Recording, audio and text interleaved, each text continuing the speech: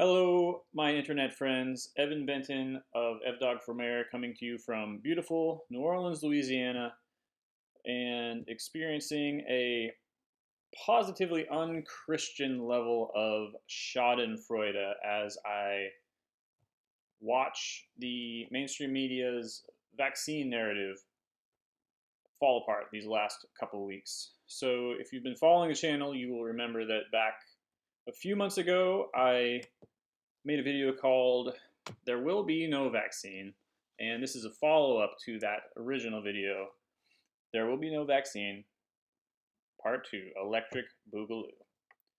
So in that first one, I talk about why, for technical reasons, there's no chance of getting a coronavirus vaccine. And that's, to briefly recap, it's because it is a common cold virus. It mutates constantly. And they've been working on one for 17 years and haven't had any luck. So there's no way that they're going to get this one in like 6 months or whatever they're saying. But basically, a little bit of setting the stage before I get onto the main topic. On August 11th, Russia announced that they had a vaccine. Whoa! Not only that, but Putin's daughter got the vaccine and she didn't die or anything or turn into a mutant. And then on top of that, Orange Man himself is saying we're gonna have a vaccine before the end of the year, and I guess now there's even saying by October we're supposed to have a vaccine. So what's going on, you guys? We want the vaccine, but then the bad guys have the vaccine. I just don't know what to do. And I did not know this, but so first of all, of course, Donald Trump has a vaccine damaged son. I guess that's unconfirmed, but of course it would be if you were Donald Trump. Uh, that would being his son with Melania, who I mean, most people say he has autism or Asperger's.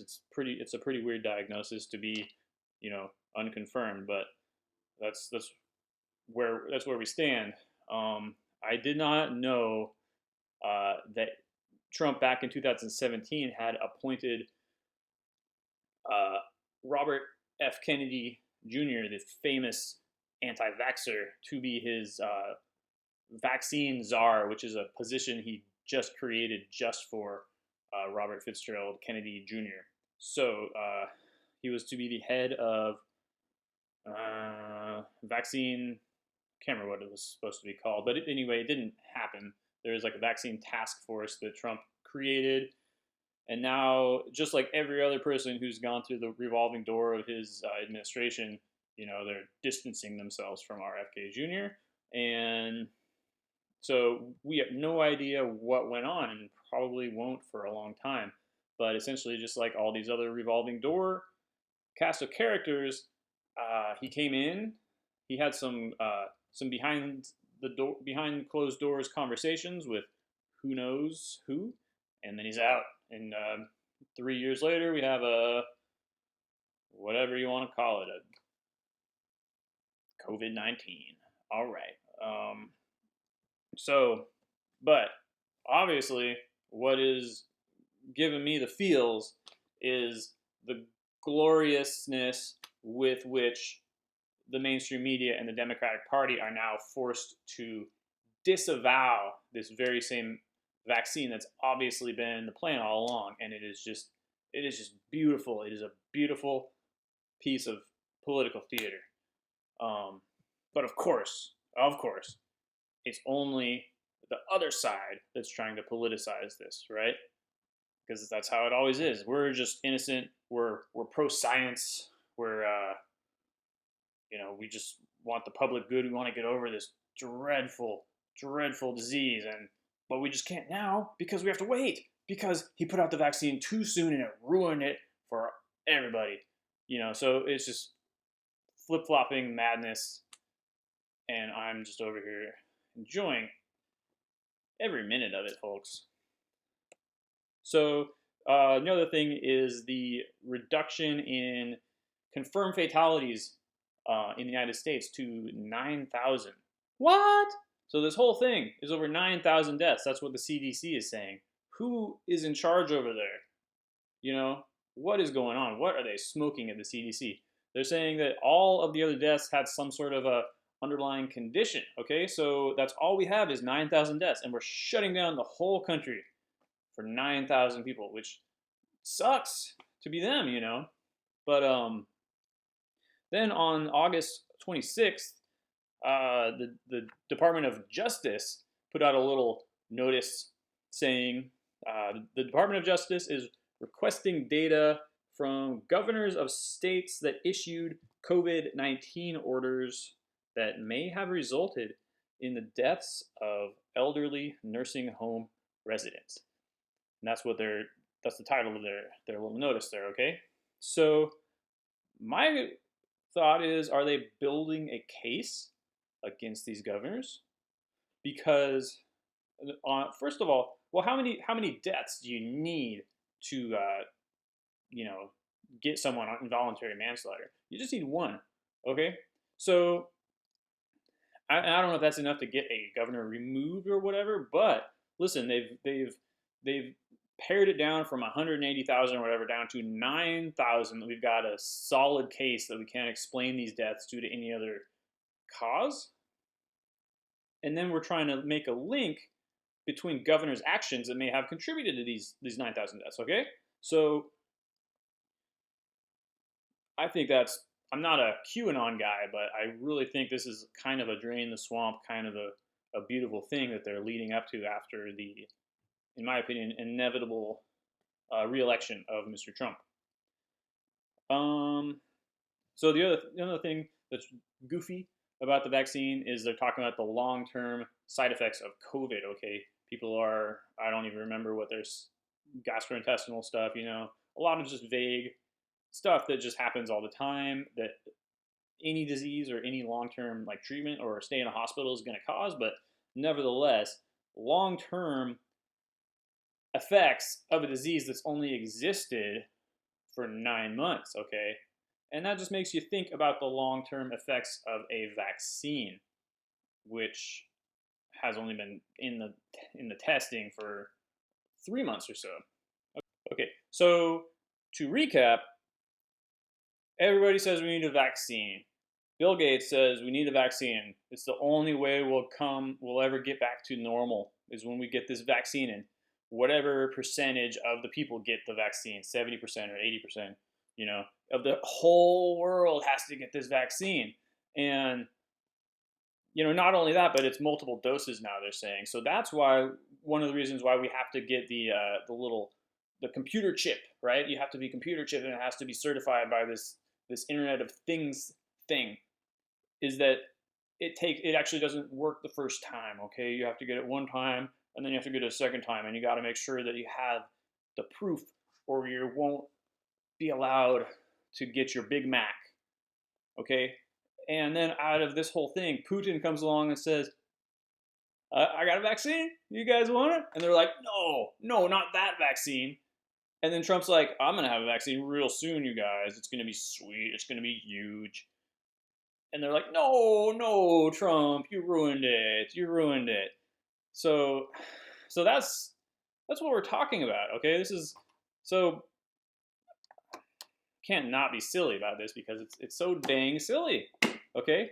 And I'm gonna get into, well, I don't know if this is gonna count as getting into the science of the thing, okay? But I'm gonna hold up a book here as a prop, which I've been reading, Miller's Review of Critical Vaccine Studies, and video on this is coming in the pipes, but 400 studies reviewed here, and boy, I thought I knew everything that was bad about vaccines, but holy cow, there's a lot of I didn't even know about in this book.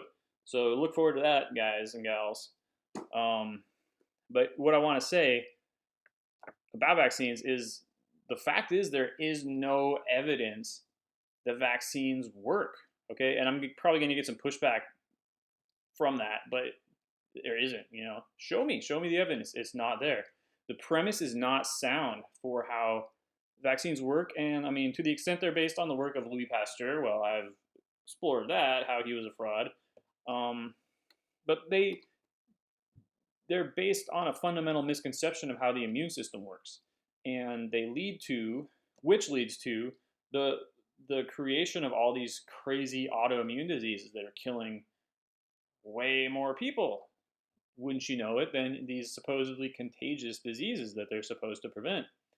So, so basically, there's no evidence that a vaccine works, which means Bill Gates puts out a vaccine, he can't prove that it works. So, if I say this pen is a vaccine, and if you send me $99.99, I will send you this pen and you will not get COVID-19.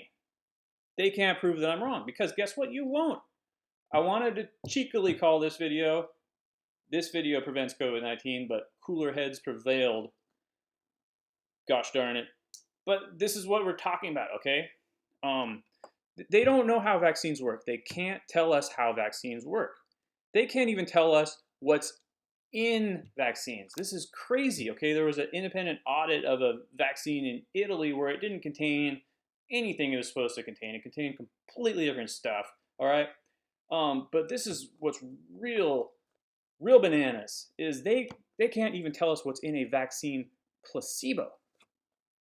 That means that when they do a clinical study of a vaccine and its effectiveness, and they're supposed to say group A gets the vaccine, group B gets the placebo, they can't tell us what that placebo is. It's not inert, okay? And there's no regulation or expectation even that they do that. So this is what's going on. It's to paraphrase Chris Farley's character in Tommy Boy. If you want me to take a dump in a box and call it a vaccine, I will. But it's not going to do anything. Well, it's going to get you sick probably. Don't do that, you know. But this is what's so beautiful, is they are just calling Bill Gates' bluff. And here we are. There will not be a vaccine. Hallelujah. And then, so this is what's going on now.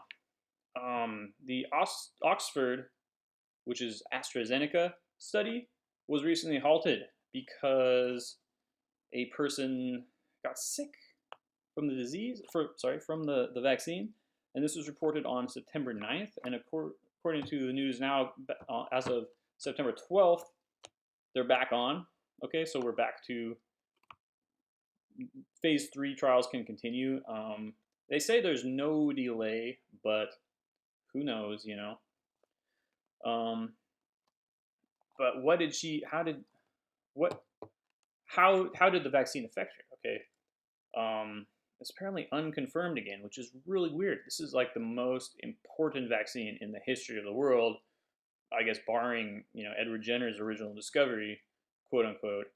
But it's an unconfirmed report from, I believe, the New York Times, that she had transverse myelitis, which is a infection or an inflammation of the myelin in your spinal cord. So that sounds like polio to me, but you can't say that. Anyway, so they only had one patient or one subject who fell victim to the polio, we'll call it, out of, I'm assuming 1,000 subjects. So that is a 0.1% chance of getting possibly paralyzed, versus what's the chance of getting affected by COVID or whatever. I mean, come on. So they did say that 18,000 subjects are being injected with this vaccine globally, but they don't report on anything that like elsewhere. This was in the UK, so I'm thinking globally could mean, India, it could mean Africa, where we just don't know what happens. So yeah, anyway, we had one, not a fatality, but a casualty of the war on COVID here. And then, this is really crazy, guys. The director of the CDC, Robert Redfield, on November 12th at a hearing before Congress, he went up to these guys And he said, you know what he said? He said masks work better than vaccines, which is, yeah, I agree. This pen works better than vaccines. You know, that's true. But then he said that we're not going to get one for the general public until the late second quarter or the third quarter of 2021. So it's way off. It's not going to play into the whole uh, blow the world up, strategy, huh? So that's a bummer. But uh, anyway, that's about it for me and my take on the vaccine. So yeah, we're not going to get one, and that's great. But uh, places probably are like California might. This is just how it could play out. The first place to get a mandatory vaccination was actually Boston in 1809, I want to say, and the first country to do it was the UK in 1853. So we've got a long history if you want to look at whether or not those were effective. And spoiler, they weren't, because if they were, they would have just the law would have just said, yeah, well, I mean, vaccines. How could they be? How could they be controversial, really, if they were just if all you had to do to prevent disease was create a vaccine for each subsequent disease, and eventually you would have all the vaccines, and they're like, what are they going to do? Come out of a freaking wet market in China where they're selling bats? That's ridiculous. So I guess that's it for me. Please comment below. Please like this video and share it with your friends. If you could support me in any small way, I would really appreciate it. Ask me any questions down below, and let me know if you have any other topics you'd like me to expound upon.